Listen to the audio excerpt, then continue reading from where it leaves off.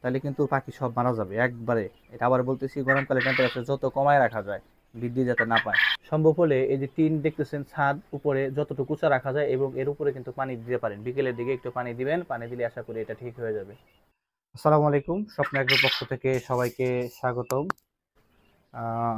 মোটামুটি এখন থেকে রেগুলার ভিডিও দিব। তো রেগুলার ভিডিও দেওয়ার কারণ হচ্ছে, অনেকে আমাকে কমেন্ট করে জানান যে ভাই, রেগুলার ভিডিও দিলে বা পাখিগুলোর আপডেট দিলে আপনাদের নাকি ভালো হয়।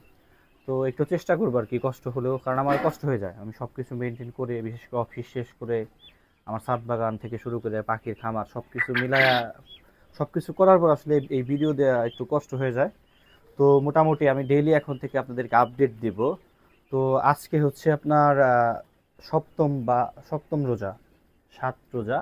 এই 7 রোজার আপডেট আমি আপনাদের কাছকে দিতেছি। সেটা হচ্ছে আজকে যতটুকু করলাম, যে আমার সব মিলে প্রায় 290+ ডিম উঠছে, এবং পাখি একটা মারা যায় নাই, মোটামুটি পাখি ওইরকমই আছে।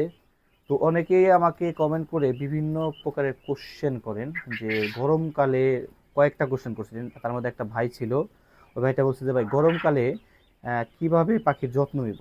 প্রথমত হচ্ছে, যদি একটু দেখাই যে পলিথিনগুলা, একটু আমি দেখাই যে আমার যে পাশের যে পলিথিনগুলো আছে, এরকম ভাবে এই যে এই দিক দিয়েও আছে, সেম মানে 3 সাইডে এই যে পলিথিনগুলো আছে। গরমকালে করতে হবে কি, যে এই পলিথিনগুলা রাতের বেলায় দিয়ে রাখি, কিন্তু 9টা 10টা দিকে দিয়ে রাখবেন, কারণ এখনো কিন্তু কুয়াশা পড়ে, এখনো পুরোপুরি গরম পড়ে নাই। আবার এমন হয়েছে যে এখন কিন্তু কিছু কিছু সময় বৃষ্টি বা ঝড় হওয়ার সম্ভাবনা থাকে। তো এর জন্য পলিথিনটা দিয়ে রাখলে আশা করি কোনো সমস্যা হবে না। সমস্যা হবে না কেন? কারণ রুমের যে টেম্পারেচার, সেই টেম্পারেচারটা মোটামুটি এখানে ঠিক থাকে। আরেকটা কোশ্চেন ছিল যে রুমের টেম্পারেচার আসলে কি পরিমাণে রাখা উচিত। তো রুমের টেম্পারেচারের বিষয়ে আমি একটু বলি, যদি এদিকে দেখাই।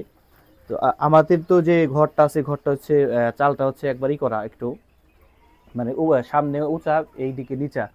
তো এই চালের উপরে আমি কালকে করছি কি, যে দুপুরের পরে বিকেলের দিকে পানি দিছিলাম, যাতে এই যে টিনটা আছে রঙিন টিন ইউজ করছি। তো যারা নতুন ঘর দিতে চান বা পাখির জন্য নতুন শেড তৈরি করতে চান, রঙিন টিন ইউজ করতে পারেন। সম্ভব হলে মাটির টিন যেটাকে বলা হয়, মাইটা টিন যেটাকে বলা হয়। তো এই মাইটা টিনটা যদি ইউজ করেন, সেক্ষেত্রে দেখা গেছে আপনার ঘরটা কিন্তু টেম্পারেচার ঠিক থাকবে। টেম্পারেচার আসলে কত থাকা উচিত সেটা ফ্যাক্ট করে হচ্ছে আপনার পাখিগুলো কিরকম স্বাচ্ছন্দ্য বোধ করতেছে। যদি একটু আমি এটা জুম করে দেখাই, একটু পাখিদের একটু জুম করে দেখাও। কিছু কিছু পাখি দেখেন যে গলা নাড়াইতেছে, অর্থাৎ ওর পানি শূন্যতা হয়ে গেছে। পাখিগুলা যখন গলা নাড়াবে, তখন বুঝবেন যে পাখির রুমের টেম্পারেচার ঠিক নাই। অর্থাৎ সেই সময় আপনার করতে হবে কি, যে এই যে রুমের টেম্পারেচারটা কিভাবে কমানো যায়, অর্থাৎ হিট থেকে কিভাবে ঠান্ডা দিকে আনা যায়। এর জন্য আপনি করতে পারেন যে ছাদের মধ্যে আপনার পানি দিতে পারেন। ছাদ বলতে আপনার যে টিন থাকে বা যদি অন্য কিছু থাকে, সেই পানিগুলো দিলে এটা টেম্পারেচারটা ভিতরে কমে যাবে। দেন হচ্ছে ভিতরে আপনি ফ্যান যদি থাকে, সেই ফ্যানটা লাগাই দিতে পারেন বা ফ্যানটা চালু করে দিতে পারেন মোটামুটি। আর এগুলো খোলা রাখবেন রাতে, সকাল থেকে, এই যে পলিথিনগুলো আমি বলতেছি, সকাল থেকে একবারে আপনার রাত 10টা 11টা পর্যন্ত, যখন একটু একটু ঠান্ডা না পড়বে সে পর্যন্ত এগুলো খোলা রাখবেন। খোলা রাখলে হবে কি, যে টেম্পারেচারটা ঠিক থাকবে।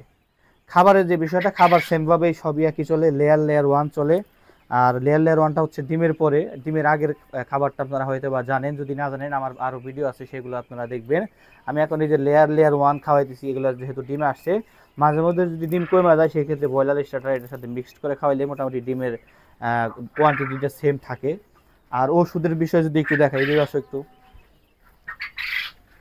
ওষুধ হচ্ছে যে ই সেলটা খাওয়াইতেছি, যদি ভালো করে একটু দেখো, এই যে ই সেলটা খাওয়াইতেছি। ই সেলটা হচ্ছে ডিম আসার পরে, আবার বলতেছি, গরমকালে ই সেল বেশি খাওয়ানো উচিত না। এটা খাওয়াইলে হবে কি, যে হিট স্ট্রোক করার সম্ভাবনা থাকে, এটা প্রচুর পরিমাণে হিট হয়, শরীরে এত পরিমাণে হিট হয়ে যাবে যে পাখি হিট স্ট্রোক করার সম্ভাবনা থাকে।